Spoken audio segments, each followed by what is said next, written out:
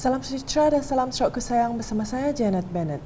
Memulakan edisi khas Pilihan Raya Umum PRU ke-15 dengan laporan berita mengenai Kerajaan Sarawak sentiasa komited dalam usaha membudayakan integriti di kalangan penyawat awam. Premier Sarawak Datuk Petinggi Tan Sri Dr. Abang Abdul Rahman Zahari Tun Datuk Abang Openg berkata, integriti merupakan tunjang kepada semua nilai.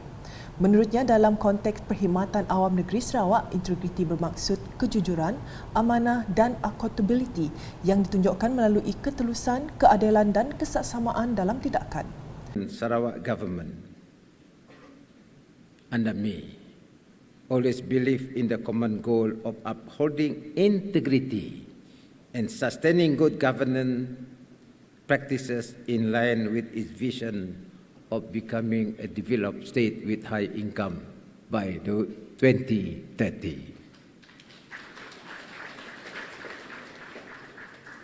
It is not easy, and want to achieve this goal, and by understanding the possible impact of corruption in our system, we have embarked on the various corruption prevention measures and establishment of mechanisms to ensure public interests would be safeguarded.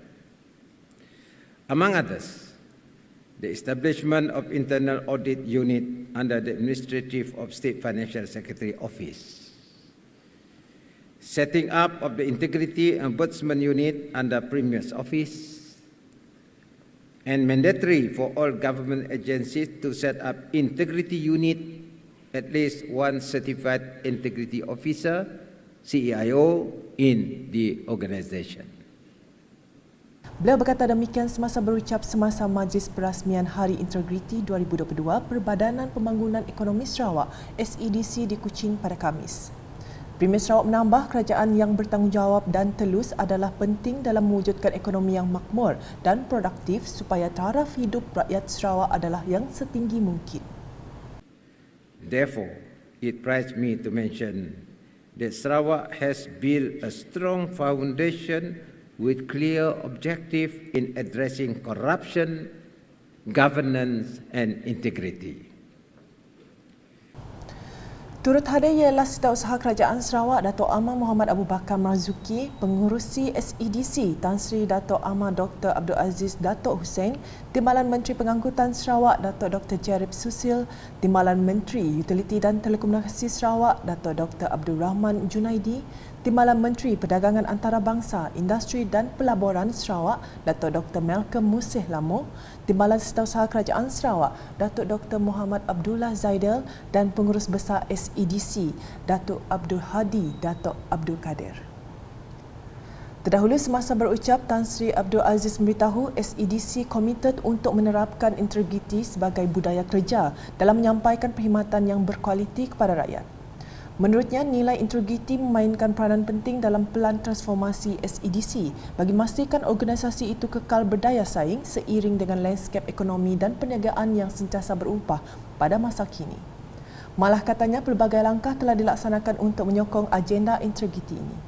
Since the establishment of Integrity Unit on the 1st of August 2019, we have organized 50 awareness programs such as talks, workshops, sharing sessions on integrity and anti-corruption, which has benefited our leadership team and our staff, not only at the headquarters but also at the group as a whole, particularly on Section 17A, the corporate liability.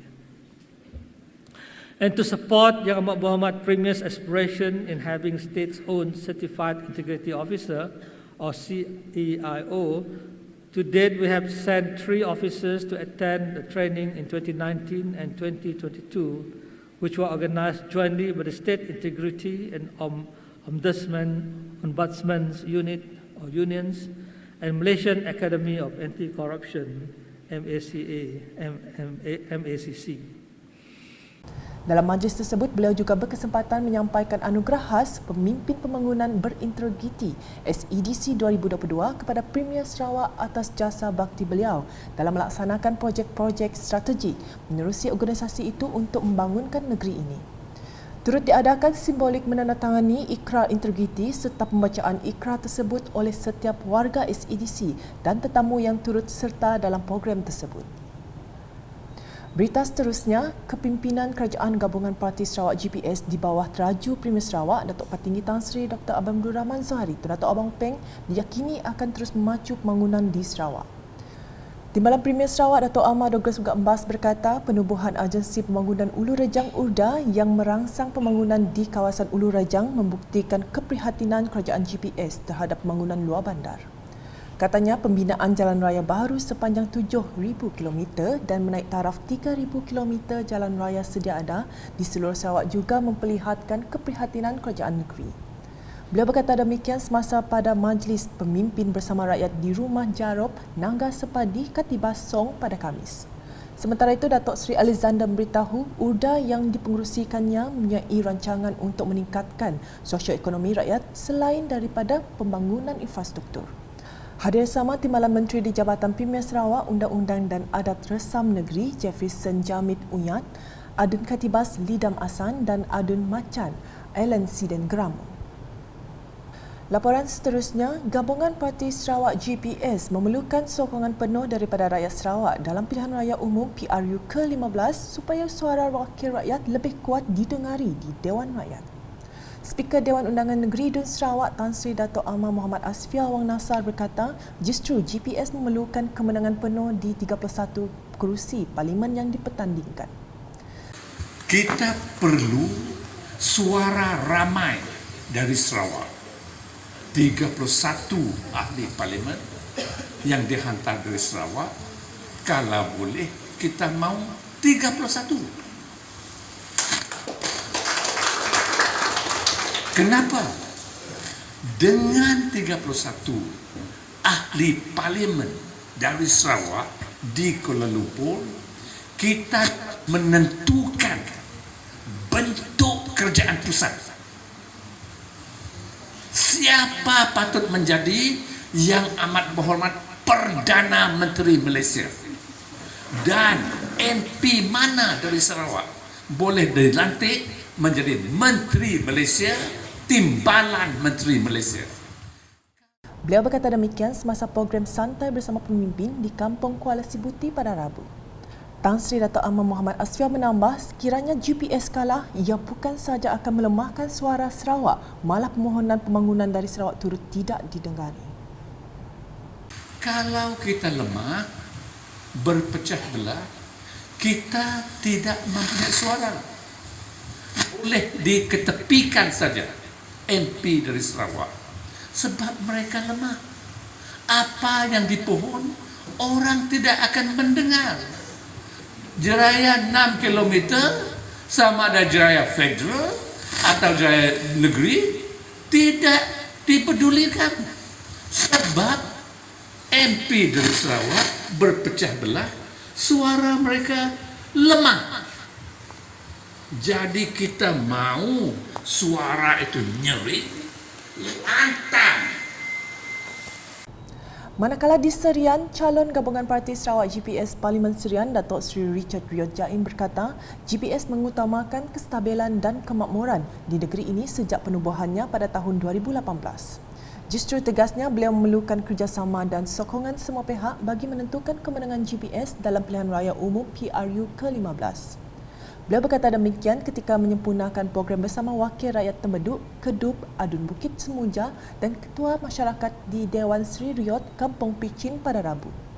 Datuk Seri Richard menambah rakyat Sarawak dinasihatkan agar tidak mengulangi seperti apa yang berlaku selepas PRU 14 iaitu Pemerintahan Pakatan Harapan PH.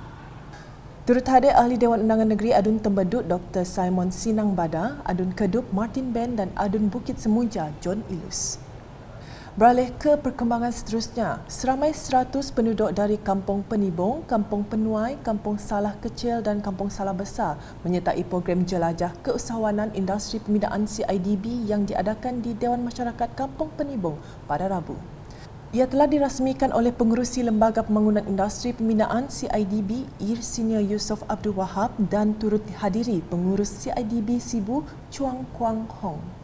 Dalam ucapannya, Irsinia Yusof berkata, program ini bertujuan memberikan pendedahan mengenai CIDB Malaysia kepada masyarakat tempatan, khususnya golongan kontraktor dan belia yang berminat untuk berkecimpung dalam sektor pembinaan.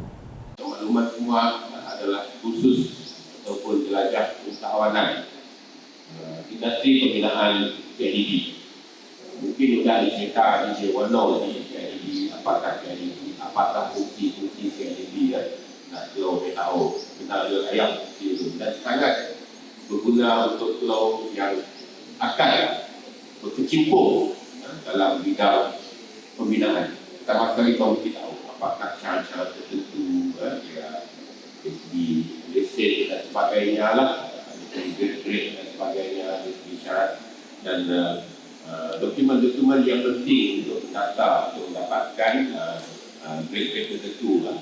Juga apakah mungkin ada sedikit yuran-yuran atau khusus-khusus yang perlu dibayar untuk dihadiri untuk memperbarui lesen.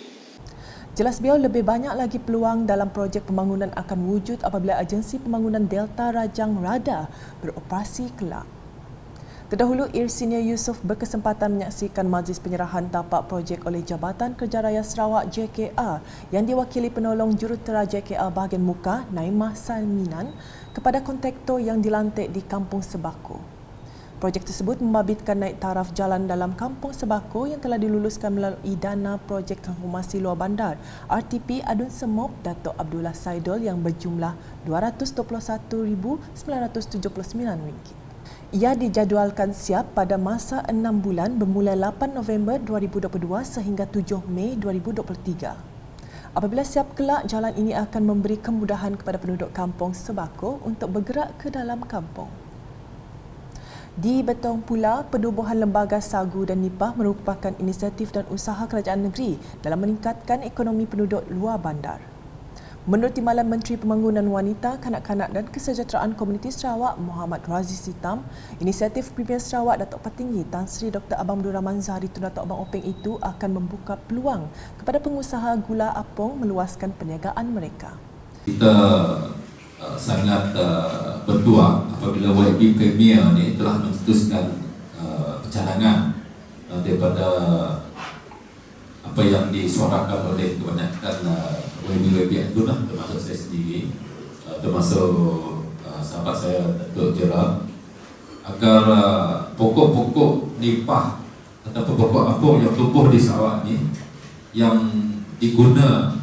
dimakmakan oleh setengah penduduk di kampung bolah gula apung, namanya di kawasan Salibas. Maksudnya kawasan Salibas tu daripada belah Beting Maru tu sampai ke Ulu sebelah sini, sampai ke Bentong, termasuk kampung budak lah. Beliau berkata demikian semasa merasmikan kursus agrobis pemprosesan gula apung anjuran Perbadanan Pembangunan Ekonomi Negeri Sarawak SEDC di Betong Innovation Hub pada Rabu. Sementara itu, Timbalan Menteri Belia, Sukan dan Pembangunan Usahawan Sarawak Merangkap Adun Laya, Datuk Gerald Rentap Jabu berkata, bidang agro merupakan salah satu cabang bisnes yang sangat meluas sekarang. Dalam pada itu, calon gabungan Parti Sarawak GPS Parlimen Betong Dr. Richard Rapu berkata, penubuhan Lembaga Sagu dan Nipah merupakan signal yang jelas dari kerajaan negeri dalam usaha membantu para pengusaha gula apung mengembangkan perniagaan mereka. Sekian edisi malam bersama saya, Janet Bennett. Berita lebih lanjut boleh didapati di semua platform media sosial UKAS, semasa portal UKAS.sarawak.gov.my dan UKAS channel di YouTube. #Menjemput Fakta, salam UKAS.